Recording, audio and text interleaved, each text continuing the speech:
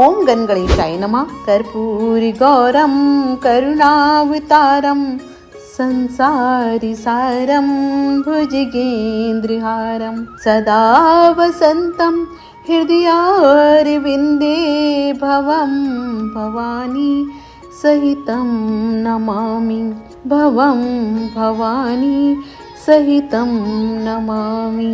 देवों के देव महादेव गौरापति शिव जी को माँ की धरोहर चैनल के माध्यम से मैं साष्टांग प्रणाम करती हूँ और विनती करती हूँ, भोले बाबा हम पर दयालुता दिखाकर हमारे सभी श्रोताओं के जाने अनजाने किए गए अपराधों को क्षमा करें व आगे हम सभी का मार्ग प्रशस्त करें। इस सावन के पवित्र महीने में व इस मूसलाधार बारिश में मैं सभी कांवड़ियों के कुशल क्षेम की प्रार्थना करती हूँ। वो सभी पवित्र जल से भोले बाबा को प्रसन्न कर पाएं व भोले बाबा के आशीर्वाद के पात्र रहें। सभी धर्म व जातियों से ऊपर इंसानियत का धर्म, प्यार सदाचार व भाईचारे का धर्म है। हमारे देश में अमन शांति रहे। मित्रों, आज की भागदौड़ भरी जिंदगी में सभी को शिव पुराण पढ़ने व सुनने का समय नहीं होता, इसलिए मैं आपके सामने शिव जी की छोटी छोटी कथा लेकर प्रस्तुत हो रही हूँ, जिसमें हम शिव जी के बारे में जानेंगे। आज की कहानी का शीर्षक है अर्धनारीश्वर शिव। आप सभी प्रेम भाव से श्रवण करें। सृष्टि के प्रारंभ में जब ब्रह्मा जी द्वारा रची गई मानसिक सृष्टि विस्तार न पा सकी, तब ब्रह्मा जी को बहुत दुख हुआ। उसी समय आकाशवाणी हुई, ब्रह्मन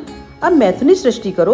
आकाशवाणी सुनकर ब्रह्मा जी ने मैथुनी सृष्टि रचने का निश्चय तो कर लिया, किंतु उस समय तक नारियों की उत्पत्ति न होने के कारण वे अपने निश्चय में सफल नहीं हो सके। तब ब्रह्मा जी ने सोचा कि परमेश्वर शिव की कृपा के बिना मैथुनी सृष्टि नहीं हो सकती, अतः वे उन्हें प्रसन्न करने के लिए कठोर तप करने लगे। बहुत दिनों तक ब्रह्मा जी अपने हृदय में प्रेम पूर्वक महेश्वर शिव का ध्यान करते रहे। उनके तीव्र तप से प्रसन्न होकर भगवान उमा महेश्वर ने उन्हें अर्धनारीश्वर रूप में दर्शन दिया। देवाधिदेव भगवान शिव के उस दिव्य स्वरूप को देखकर ब्रह्मा जी अभिभूत हो उठे और उन्हें दंड की भांति भूमि पर लेटकर उस अलौकिक विग्रह को प्रणाम किया। महेश्वर शिव ने कहा, पुत्र ब्रह्मा, मुझे तुम्हारा मनोरथ ज्ञात हो गया है। तुमने प्रजाओं की वृद्धि के लिए जो कठिन तप किया है, उससे मैं परम प्रसन्न हूँ। मैं तुम्हारी इच्छा अवश्य पूरी करूँगा। ऐसा कहकर शिव जी ने अपने शरीर के आधे भाग से उमा देवी को अलग कर दिया। तदनंतर परमेश्वर शिव के अर्धांग से अलग हुई उन पराशक्ति को साष्टांग प्रणाम करके ब्रह्मा जी इस प्रकार कहने लगे, शिवे,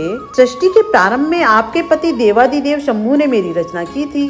भगवती, उन्हीं के आदेश से मैंने देवता आदि समस्त प्रजाओं की मानसिक सृष्टि की, परंतु अनेक प्रयासों के बाद भी उनकी वृद्धि करने में मैं असफल रहा हूँ। अतः अब स्त्री पुरुष के समागम से मैं प्रजाओं को उत्पन्न कर सृष्टि का विस्तार करना चाहता हूँ, किंतु अभी तक नारी कुल का प्राकट्य नहीं हुआ है और नारी कुल की सृष्टि करना मेरी शक्ति के बाहर है। देवी, आप संपूर्ण सृष्टि तथा शक्तियों की उद्गम स्थली हैं, इसलिए हे मातेश्वरी, आप मुझे नारी कुल की सृष्टि करने की शक्ति प्रदान करें। मैं आपसे एक और विनती करता हूँ कि चराचर जगत की वृद्धि के लिए आप मेरे पुत्र दक्ष की पुत्री के रूप में जन्म लेने की भी कृपा करें। ब्रह्मा की प्रार्थना सुनकर परमेश्वरी शिवा ने कहा, तथास्तु, ऐसा ही होगा, कहा और ब्रह्मा को उन्होंने नारी कुल की सृष्टि करने की शक्ति प्रदान की। इसके लिए उन्होंने अपनी भुवों के मध्य भाग से अपने ही समान कांतिमती एक शक्ति प्रकट की।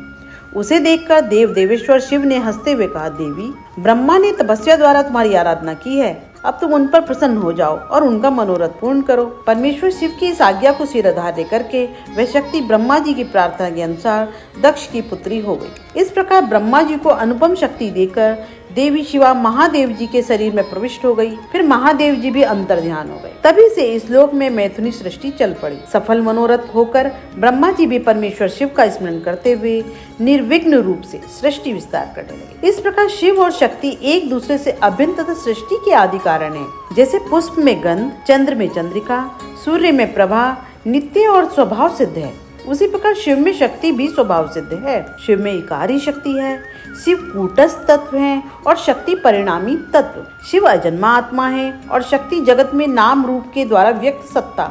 यही अर्धनारीश्वर शिव का रहस्य है। आज की कथा को यही विराम देती हूँ। आप सभी का सावन मस्त भक्ति में बीते, इसी कामना के साथ। हर हर महादेव।